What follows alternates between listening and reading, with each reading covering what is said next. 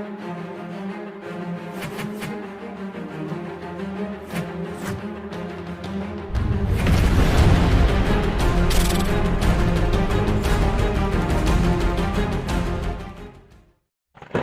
going on, Toy Fam? Project Piper Customs here, and look what we got in front of us. Finally, I didn't think we were going to see this in the midst of all this crap that's going on, but we do have, and they finally touched down in London town, the NECA TMNT loot crates.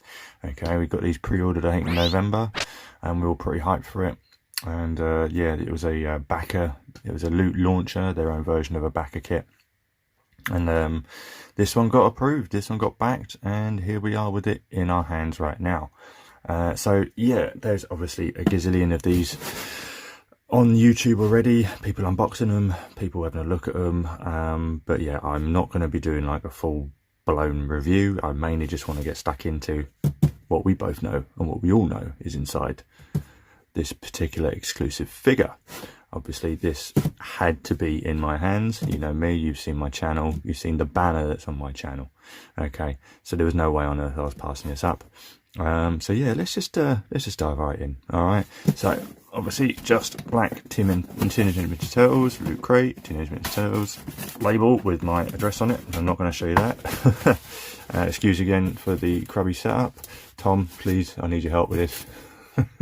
So but yeah, okay, now I have pre-slit it because other than that this isn't really an unboxing video, and you pretty much already know what's coming in this, and so do I. Okay, so yeah, stay open, there we go. Okay, so we do have, ooh, what size is this? It's large because you get to set your size. It is a Foot Soldier t-shirt. Okay, they folded it up really well. Yeah, that is the main logo on the front. WTRL, which is April O'Neil's station that she works for, and a Rokusaki symbol in foot. So that's a cool t-shirt. Quite happy with that. Obviously we've got the Foot Soldier bandana. That's pretty awesome.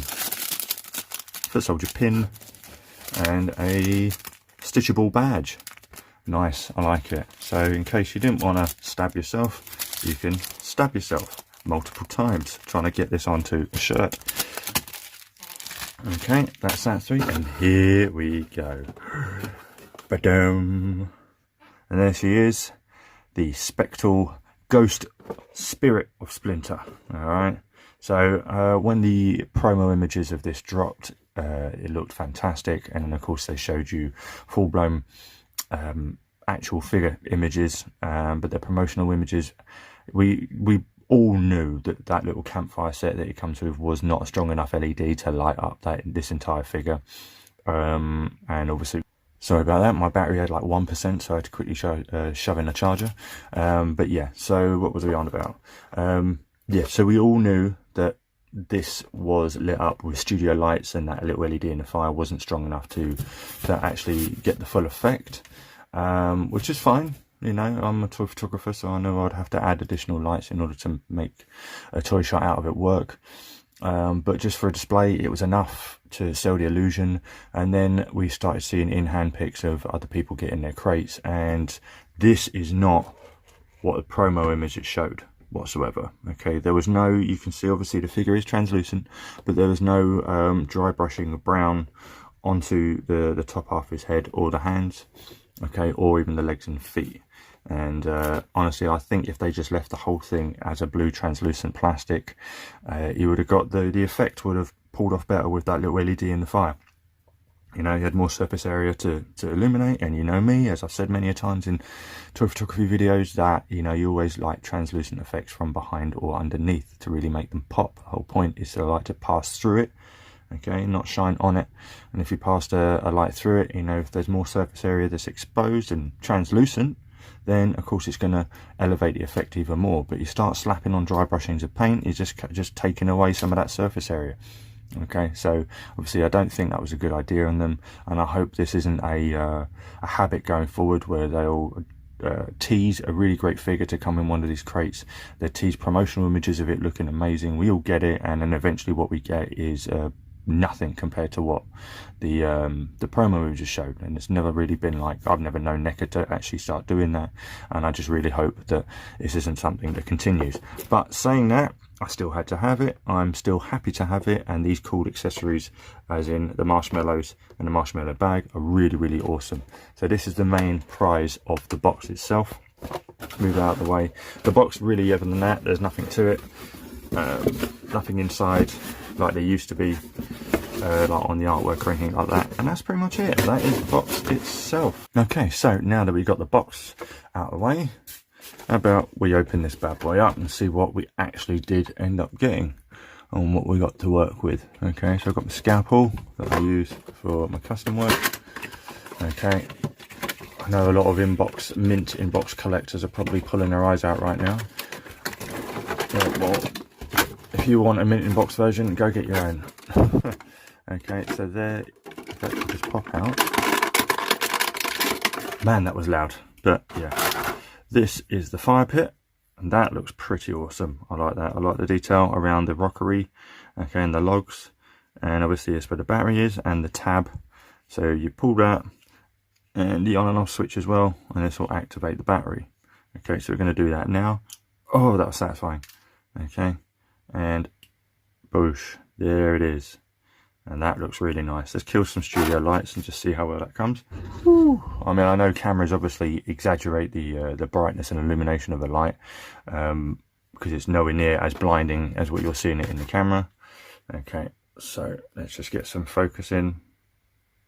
Yeah, so if I do this, this is how it looks to me with my eyes. Like that. Okay, still pretty decent. Obviously, if I do that, then obviously it's glowing a lot more. But yeah, that's pretty tight. So we're just going to turn the light back on so I can actually see the button. Okay, right. So that's the campfire. Okay, I always hate it when they do this. They put this little bit of tape over it. I mean, I get it, but it's just annoying. You know, it really is. Just like, no, freaking tape. Get off. Okay. Look at the marshmallow set, and get my focus going a bit better. There she goes, and go autofocus. Thank you. Okay, I love the attention to detail, obviously with the burnt, charred paint job on the marshmallows. Okay, and that's really nice. That's a bit of wood, nice stick accessory. Marshmallow bag, which actually, well, I keep seeing it in packaging and in people's hands. It just looks like a bag of ice. Okay, I guess that's meant to be marshmallows inside. No idea. Let's get a light on it. There you go. Jumbo! There we are. Jumbo. So these are cool. Obviously this is what Donnie was holding in that scene. And finally, let's get this bad boy out, shall we? Okay, I'm going to spare your ears of all the noise. So 3, 2, 1. Just quickly, whilst I've still got the box in front of me, obviously this is the promotional image they were sporting, and obviously if you look at that, he is 100% translucent. There's no paint on him whatsoever. So if you see what I mean, there you go. There's a better clip there. All right. So you can definitely tell that obviously they changed things up during production. Here, obviously, I believe there is, and this might be an image taken before they did it to him, but this definitely, no, there's nothing on there. So that is the box. Okay. And here he is out of the box, and yeah, this robe is a really strange material. It's more of a mesh, and yeah, it's sort of just like a two-tone mesh that you can obviously see through. As you can see, my hand straight through it. Okay, and of course the body is made of translucent plastic with just some dry brushing effects on it, like we've gone over before. But if I show you, you can see it is translucent as well, and you can actually see the wire within the tail. So it's pretty cool. Yeah, so the robe, yeah, it's very strange material. I'm not going to lie, not mad about it, just saying, it's just strange. Obviously it is the exact same buck as the original Splinter. So if I can get, maybe this guy will stand up better than my other one. I've got the one from the Shredder and the Foot San Diego pack. I need to pick up another one from was it GameStop or Target? GameStop, Target. whatever shop is selling the single releases of them. I still need to get a Splinter from that, because I always like to have one for display and then one that I can use for tour photography. I don't want to wear my display ones out. Obviously, so I've got me box set one, but I want to get a single carded version too. And here he is with the regular version, obviously exactly the same in height and scale, just different materials for the robes and the belt. So yeah, that is him. Let's move him aside. Let's get one of the turtles out and just see how he looks standing next to him. Here he is next to Leo, the son that spoke to him from beyond. Okay, here he is. I've got the this bendy wire bandana on him as a little mod. Actually looking forward to picking up the 2-pack versions of these when they re-release them, as they're going to have an extra bandana accessory where it's draping either side, not just to one side or the other. I'll put up a picture now that I found online. Yeah, so looking forward to getting those. Again, just want to get a whole new set so I can just absolutely demolish them with toy photography and leave these ones nicely in display, because I don't want to wear them out. You know what NECA figs are like. But yeah, so obviously like the original, but this looks pretty good. Okay, so there he is next to Leo. Okay, so getting him to stand on the fire was not the easiest thing at all, as there is no real place around the fire for his feet to go. You just have to find a good slot and just stick his feet in. Okay, as you can see, I've just got mine just balancing on the back there.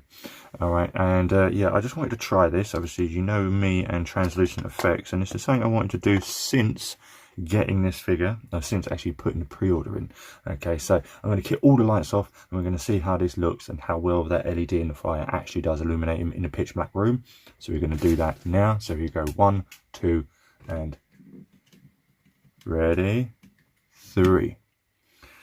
Okay, that's not too bad. Not too bad. Pitch black room, that's enough to sell the image. Okay, but obviously, as I am a tour photographer as well, just going to turn mine back on for now. We do have some extra lights to play with, and I do want to try one of these. These are one of you Lanzi cubes. Okay, they're sort of a, I wouldn't say a knockoff Loom cube, but you know, they pretty much Mark Zuckerberg, you know, Winklevossed their way of Loom cubes and provided these at a much cheaper rate, and they're just as good. Okay, so we have a blue filter on, and there's 3 different settings. So if we hold one down, okay, as you can see, you've got one setting, brighter, and then brighter still. So we're going to knock it down to the lowest one. I just want to see how this looks when you hit it from a light from behind, as I always advocate in toy photography and translucent effects. So here we go. Let's kill this main light. Alright, so main light off. There's my beam, and I'm just going to simply lower the light down. Yeah, and that's what I thought. You pretty much get the silhouette of the entire figure through the robe. Okay. Yeah, so if we're to have the light behind him aiming up, you get a really good like effect, enhancing the fire almost. Okay, that's kind of decent. All right, have it off to the side. Okay, and you see you have something in the foreground right here. Okay, so that is that, and that is with the light on him. That's what happens when you shine the light straight on. And of course, obviously, if we go brighter, which where's my button? There we are. 1. Which gets brighter still, even brighter. So that's what it looks like when you hit it from behind. Okay, so I think the idea when we're going to take this shot, and I think this is what a lot of people have been not struggling to do, but trying to achieve, is obviously get the perfect sort of balance with the light in terms of shooting this figure in that classic scene where they're all sitting down around the fire. Okay, so I think it might be need a combination of some light from behind and then some on the front. Okay, just so if I hit him with some residual light, okay, kind of gives him that frosted wash.